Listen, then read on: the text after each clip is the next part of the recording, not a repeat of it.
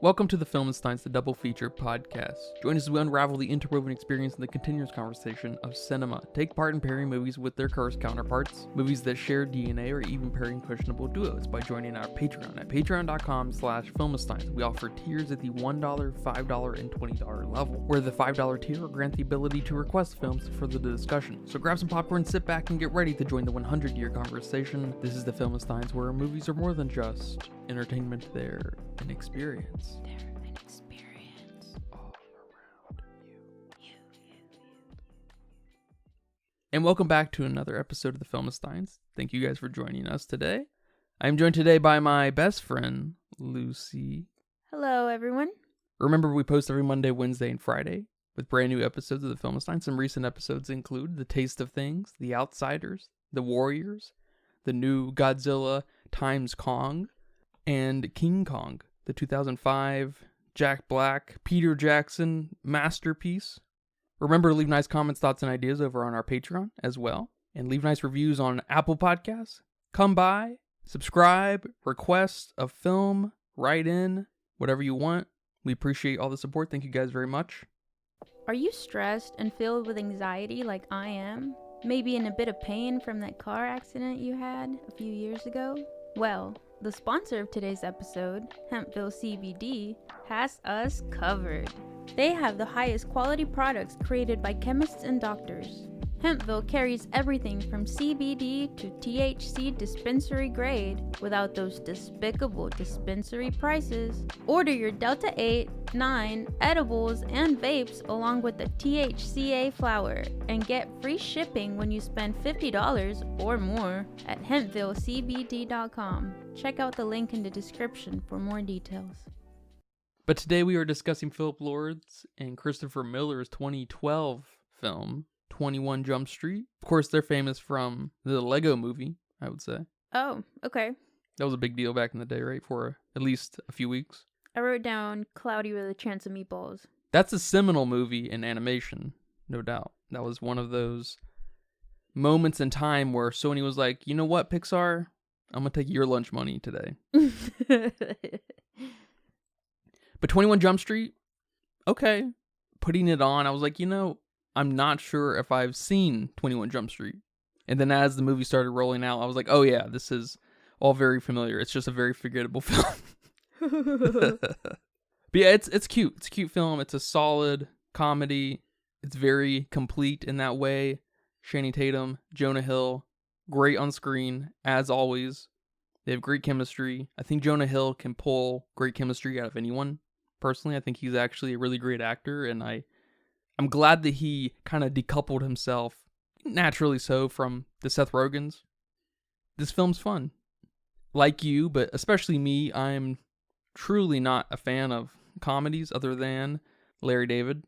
But you probably are the biggest fan of this movie, I know. So, so how do you feel about this movie today?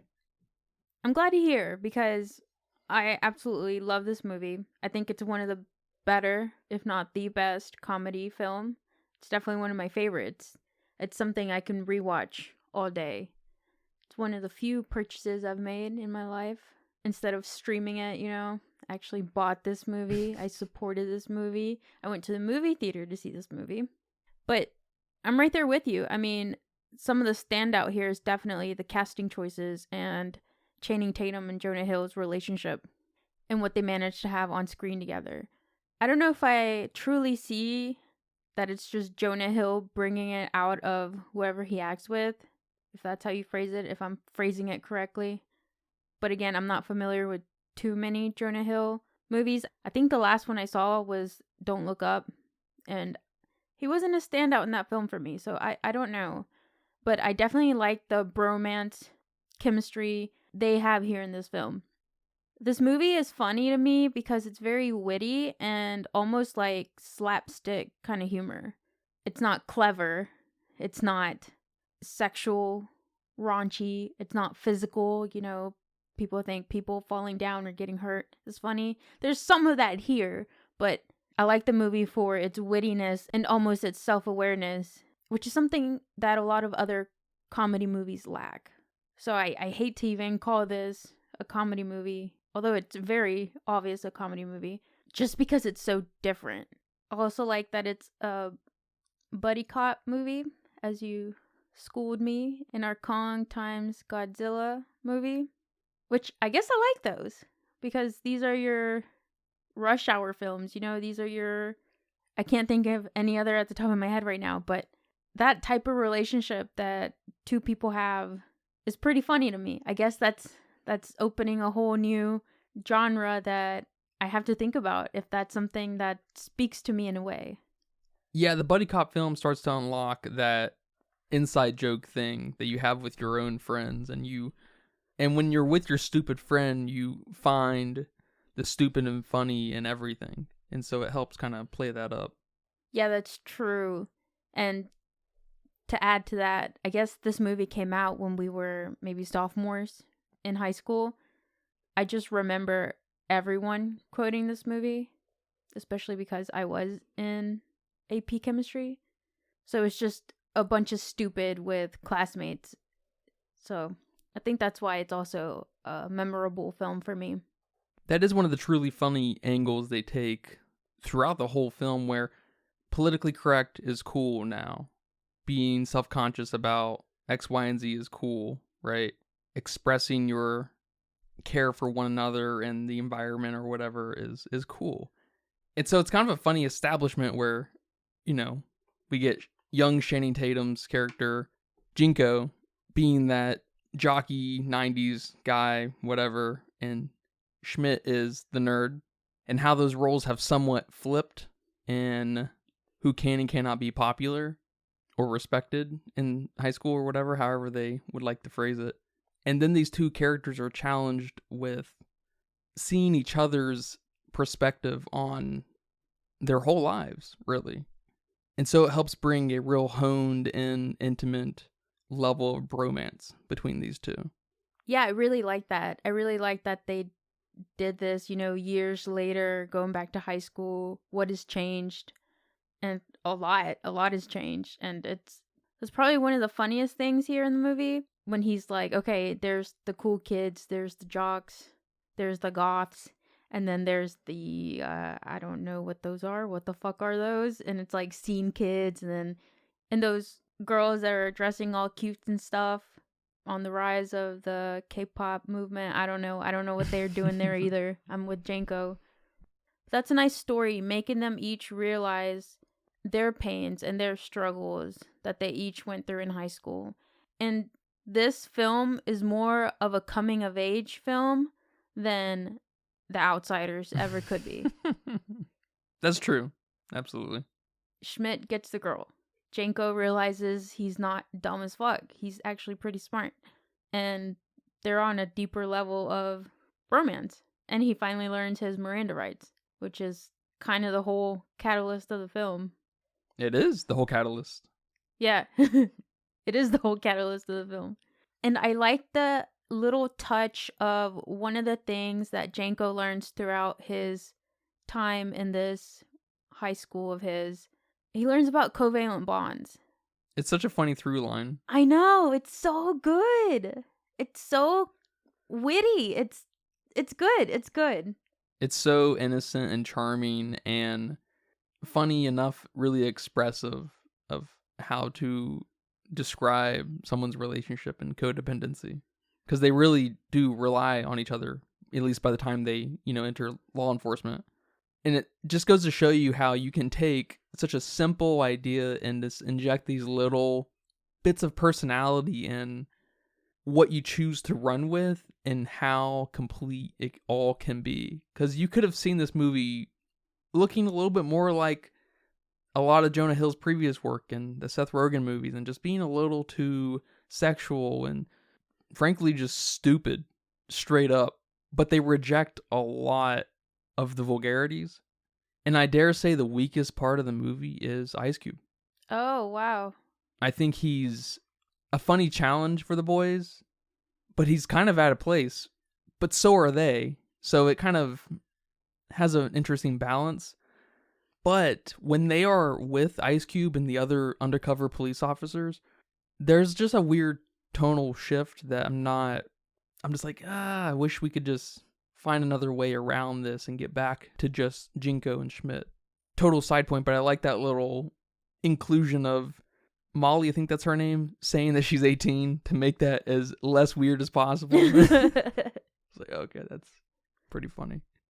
And that's some of that self-awareness that I'm talking about, calling Jonah Hill not so Slim Shady, Molly being 18, the teacher's making a joke that, are you sure you're 18 or you're high schoolers? You look like a 40-year-old. Principal. Yeah. No, I think like several people make that joke. It's like, that's why you're narcs.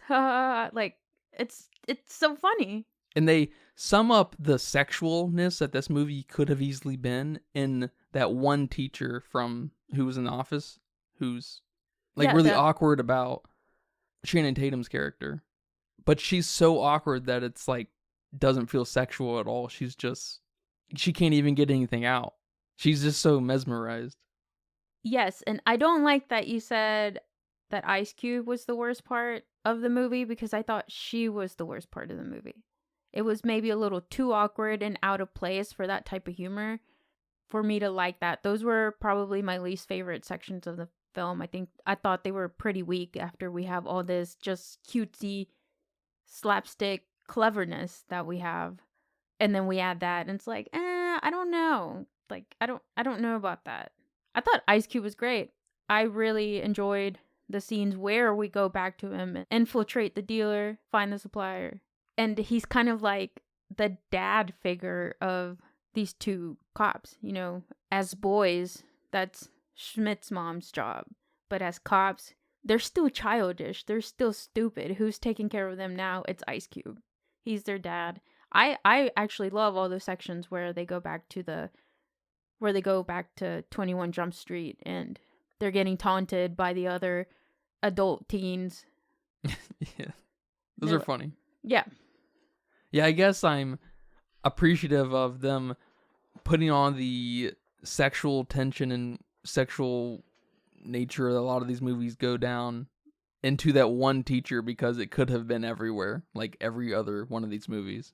That's true. I could have seen every high school girl being all over Channing Tatum, and they didn't do that. They just made the awkward AP chemistry teacher be the sexual one. And it embraces the self-awareness of their adultiness, because it's less of Channing Tatum being sexy now and more of just this singular adult being attracted to this other adult. Yeah. And so it helps embrace the self-awareness a little bit and helps balance what you would expect, of course, with keeping it pretty PG, actually. It's really kind of surprising how... Well, until the end. Kinda. Yeah, I mean, even just sort of, yeah. The end kind of takes a turn like Bottoms did, where it's just like, what is happening with this movie? What did I just watch? Yeah. I wonder if that's any kind of nod to the TV series from the 80s. I don't know. I've never seen it. Didn't even know about it. Even watching the movie, I didn't pay enough attention to get that. To know that Johnny Depp was in the end? Yeah. I did. Flew right over my head. I assume the other guy was probably part of that cast as well. That makes sense. I don't know who that is, but yeah. But I like that too. I like that little homage almost. Like a comedic homage to the TV series, because everyone was probably like, why do we need a 21 Jump Street movie? Well, let me tell you why. That's what they said. And I will say too, it's sort of a tasteful inclusion, that homage, because it's just like a real innocent kind of gag where, Johnny Depp was here the whole time, undercover for the last however many years he said. Eating peanut butter. And while also being very kind of, that nostalgic predatory thing that we see a lot of today, but before that even, it's tasteful and fun. Yes, definitely did not feel predatory here in this movie. I also really liked the title cards that we have here for the phases of the drug, the stages of the drug. I thought those were pretty fun, pretty cute. I love the little music that went on with each one. I think it helped explain without over-explaining. Like, I could see something going on with Schmidt explaining to, Ice Cube's character, like, oh, well, first, this is what we're noticing happens. Like, no, here's a title card, shits and giggles, boom. And you kind of have that with that YouTube video, which I like. That was funny. It's one of those trade-offs where it starts to enter dangerous territory of being ultra stupid. And I will say, as far as I feel, before it could get too stupid, it was already over. And maybe something to do with the chemistry, excuse the pun, helps sell the stupidity of it. Because they're fun to watch, Jonah Hill and Channing Tatum. Yes. Watching their reaction to that video definitely makes you want to laugh with them. My favorite joke in the whole entire movie has to be when they're in the office with their boss. I don't know. This is before they go to Jump Street. They're in the office. They're getting in trouble. And he doesn't know his Miranda rights. And the boss asks Janko to repeat it. And he says, "You have the right to remain an attorney." And that always gets me every time.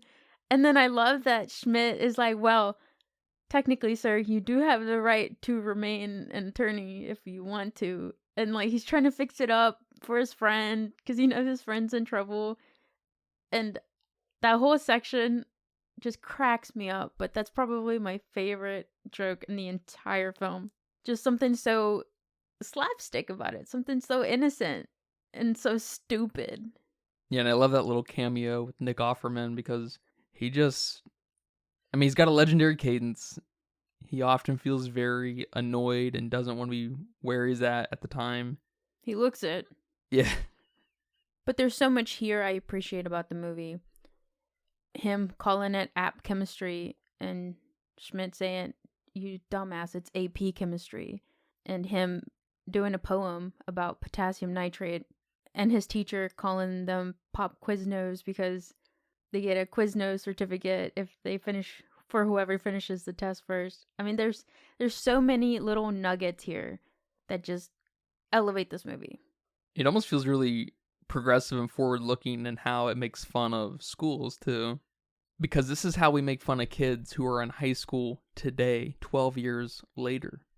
But let me just say, even with that stupidness, that progressiveness of teaching, he learned something.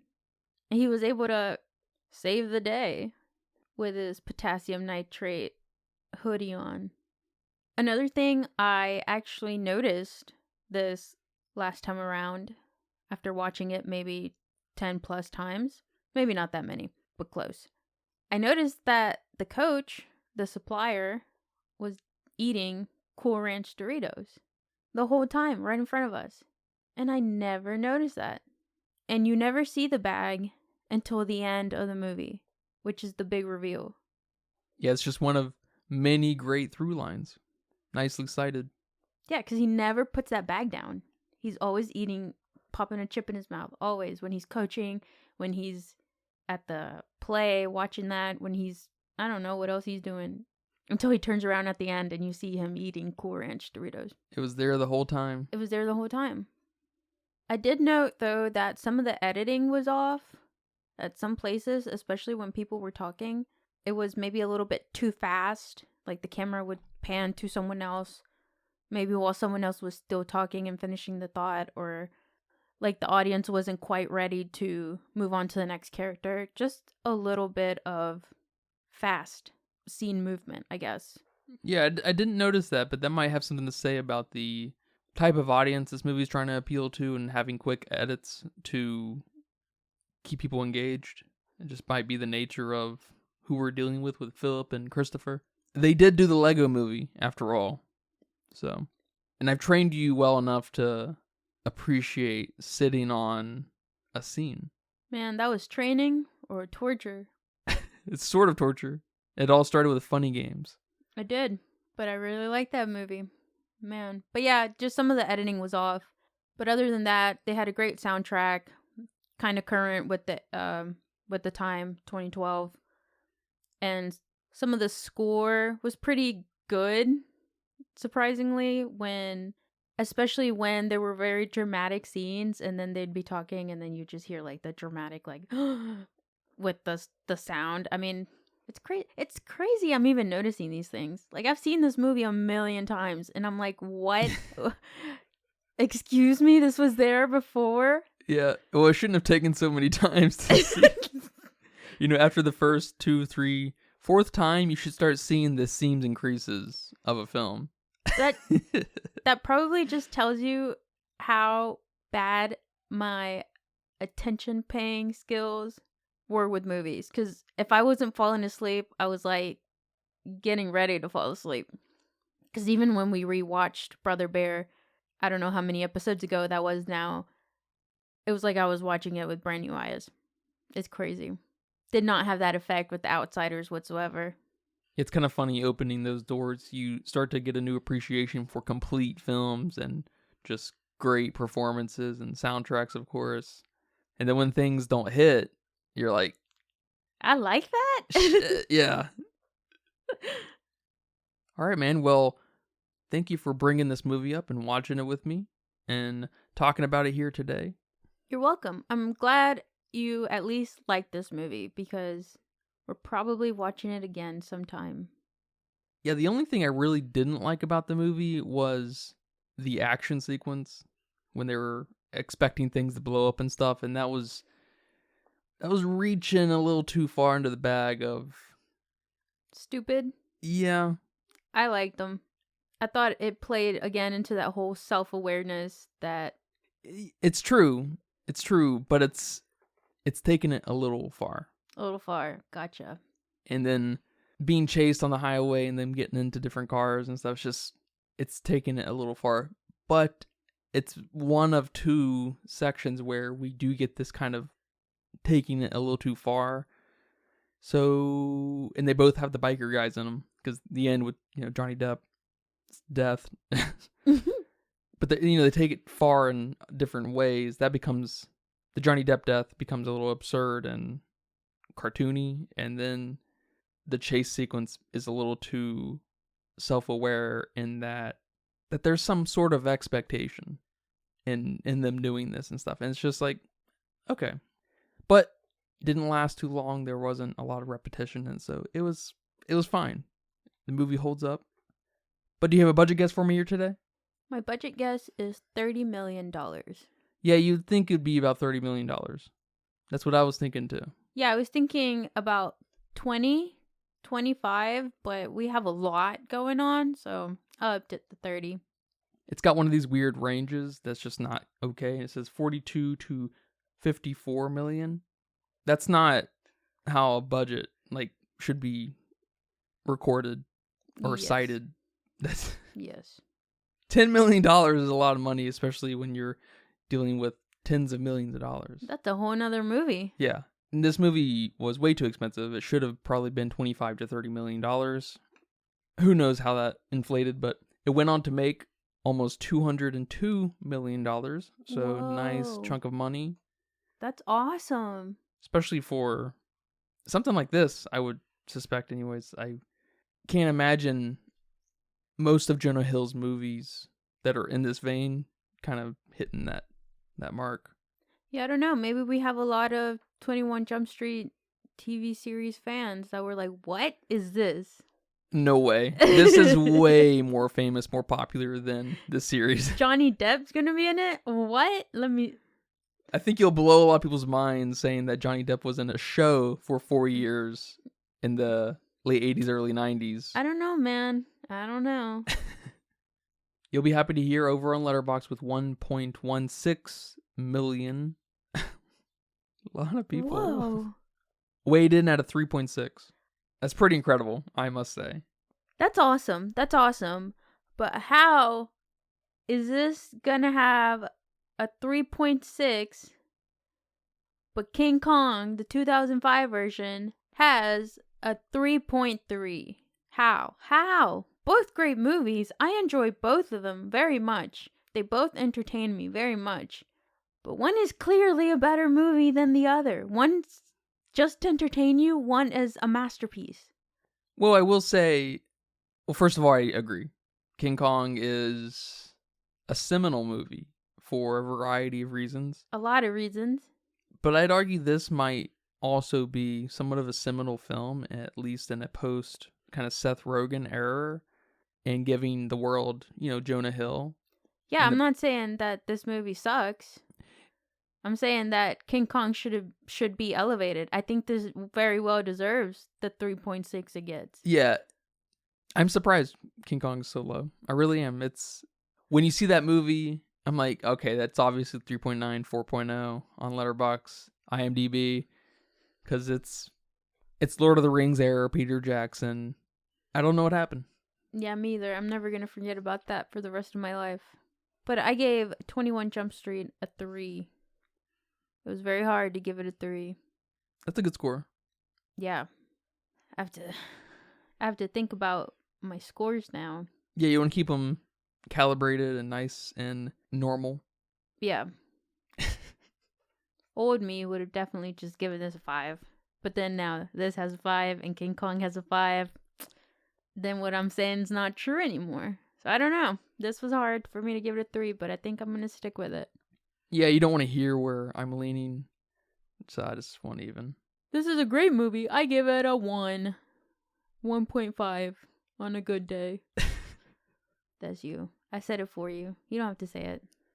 You're welcome. Well, man, thank you again for watching this movie, and thank you guys for listening to this episode. I hope you guys enjoyed that. Remember, we post every Monday, Wednesday, and Friday with brand new episodes of the Filmistines over on patreon.com/Filmistines, Apple Podcasts, Spotify, Pandora, RIP in Pieces, Google Podcasts, and let me not forget, YouTube. Remember to leave nice comments, thoughts, and ideas over on our Patreon as well. Come request a movie. Come subscribe for $1. Please come support us. Please. We appreciate all the support. Thank you. Thank you very much. Thank you. But until next time, take care. Bye-bye. Bye-bye. And that's a wrap for today's episode of the Filmistines. Thanks for tuning in and joining us on our cinematic journey. We hope you enjoyed the discussion and gained some new insights and perspectives in the world of movies. Don't forget to subscribe to our podcast on your favorite platform, especially Patreon at patreon.com/Filmistines. And follow us on social media for more film-related content. We love hearing from our listeners, so if you have any feedback, suggestions, movie recommendations, or book recommendations, please feel free to reach out to us. Until next time, keep watching, keep loving the magic of movies. This is the Filmistines signing off.